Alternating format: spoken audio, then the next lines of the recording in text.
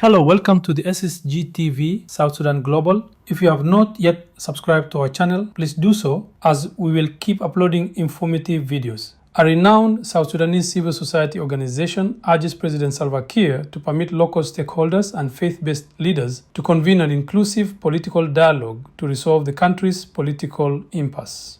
Edmond Iyakani, Executive Director of the Community Empowerment for Progress Organization, CEPO, stated that the UN Security Council briefing on Monday conveyed a unified international call for dialogue, cautioning that without it, South Sudan risks descending further into violence rather than progressing toward peace and the 2026 elections. Still, we have the opportunity to sit down as South Sudanese to hold an inclusive political dialogue that will help us sort out the differences, Yakani said. Yakani underscored that civil society and religious leaders are poised to lead a South Sudanese-owned initiative contingent upon government and political party approval. On Monday afternoon's council meeting, Martha Pobi, UN Assistant Secretary General for Africa, urged South Sudan's leadership to reaffirm its attachment to the 2018 peace accord, pressing them to halt hostilities, release those still detained for their political views, and send senior negotiators to resume the stalled high-level discussions on the outstanding provisions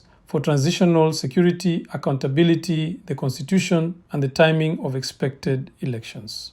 The interim chair of the RJMEC, George Owino, has warned that without movement on those files, the peace framework may collapse altogether, and further violence could once again engulf the country. In a strongly worded statement, Sabino Edward Nyawela, South Sudan's Deputy Permanent Representative to the UN, reaffirmed that the government would continue to work in a spirit of constructive engagement with a variety of international partners, stating that while Juba welcomes diplomatic assistance, its right to sovereignty and to manage its domestic affairs without external direction is fundamental and absolutely not negotiable. Nyawela characterized the recently publicized detentions of opposition leaders as a consequence of acts of incitement and other criminal violence, and rejected the narrative that these measures carry a partisan or vindictive motive. What is your take on this particular story? Please subscribe for upcoming informative videos.